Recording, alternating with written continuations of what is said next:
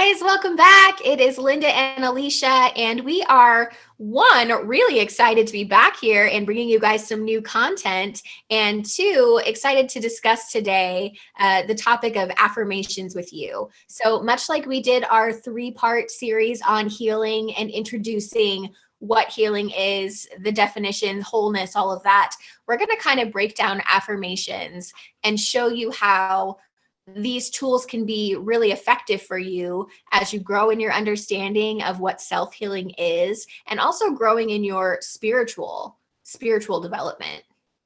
Yes, Alicia and I have had several interviews with bloggers and with radio hosts. Invariably, they point to the many affirmations that we have in the book, and they notice something about it because all of these people we've been talking to are new thought people, right? They're used to affirmations. They are always talking about affirmations. They notice something very unique about ours. They're not magical thinking. Our affirmations don't promise some kind of ideal outcome. Really, what the best affirmations are declaring what is absolutely true right now, no matter what is going on. Right, Alicia? I see you nodding. Yeah. And that is such an important and really powerful tool to be using, especially when you are feeling like something in your life, it does not feel great. You're in pain, you're sick, whatever's going on with you. How accessible is it to say, I'm healthy, I'm well? Like, not very accessible. So I think the way that we explain it in this book, it's going to be a real shift for some people who have had the experience of working with affirmations. And then for those who this might just be your introduction, how lucky are you that this is where you're going to start? You're already going to start having these tools in your pocket that are really affirming the truth of who you are, no matter the circumstances. Yes, because affirmation is saying this is believable.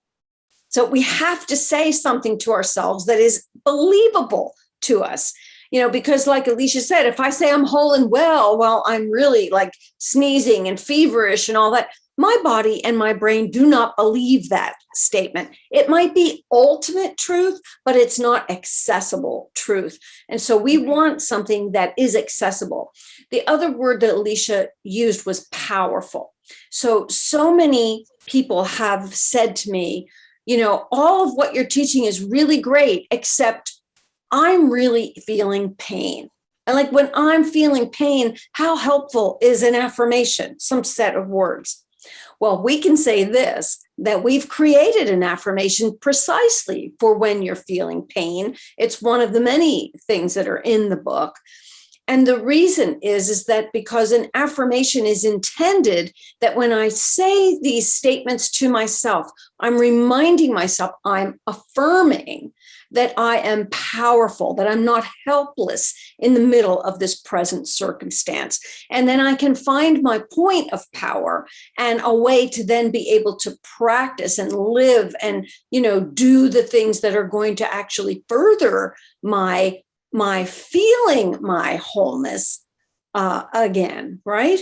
So what we'd like to do is to read you that affirmation for when you're feeling pain.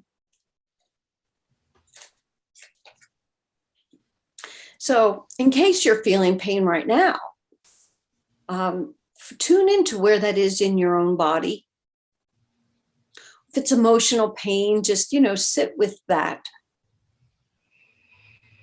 Or think about someone who you're pretty sure is in a state of some pain right in this moment, that you can say this affirmation for them. I turn my attention toward the center of my being, where the power of love lives deep within. I breathe deeply in a state of divine love, the love that casts out fear, eases tension, and brings peace. With every heartbeat, divine life pulses, bringing relief and release to every point of pain. With every breath, wholeness radiates within, and each cell vibrates with the fullness of life. I rest with ease in my true state of wholeness, peace, and well-being.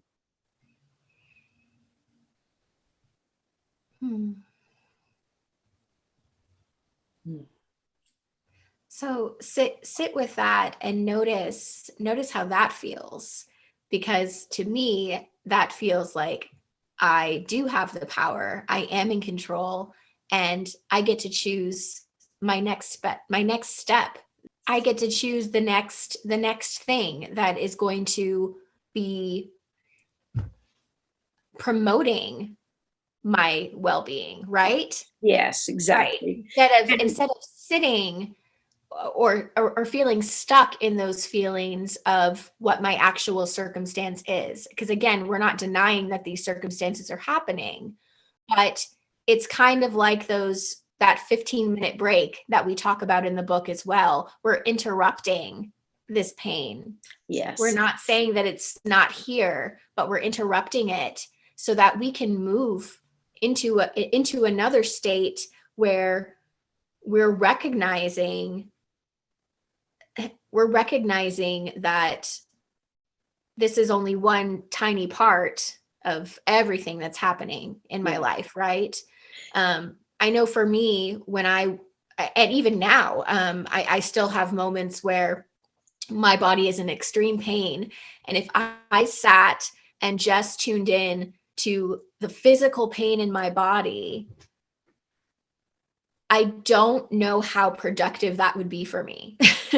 I think it has a place. I obviously want to acknowledge what's going on, but if I sat in that and never tried to move beyond it, never tried to shift into where that power is for me, I don't think that I would be able to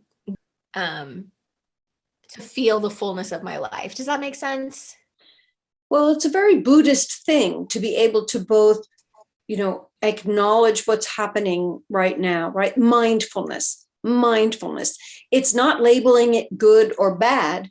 It's just experiencing what I'm experiencing right now. And if that is pain, I might label it pain, but I'm not saying it's bad pain. I'm just saying it's pain, right? Yeah. But then even in that state of pain, I can rest with ease in my true state of being, which is well-being, which is peace, right? I can still do that. It's not one or the other. And that's really where the power is to be able to interrupt the thoughts that say that pain is a horrible thing.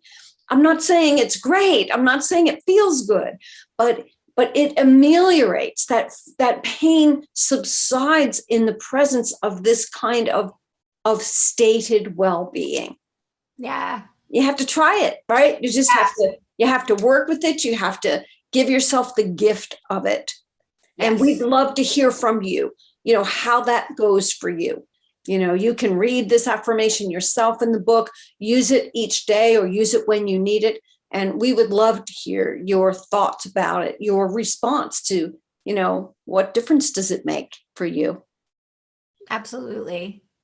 Okay, awesome. Well, and then I think next time we'll talk a little bit more about relationships, doing some relationship work, because that's another thing that has been coming up that we sat down to write this book, and yes, we are a mother-daughter relationship, but I don't think we realized the impact that the two of us writing this book together would have for readers, and the opportunity that it's presented for us to kind of share us doing our own work on our relationship and external relationships, and being able to teach that. I think that's something that's really exciting for both of us. So we'll talk a little bit about that next time. And if you have some questions pertaining to your particular relationships, please share them with us, and we'll try to make sure we get those answered for you.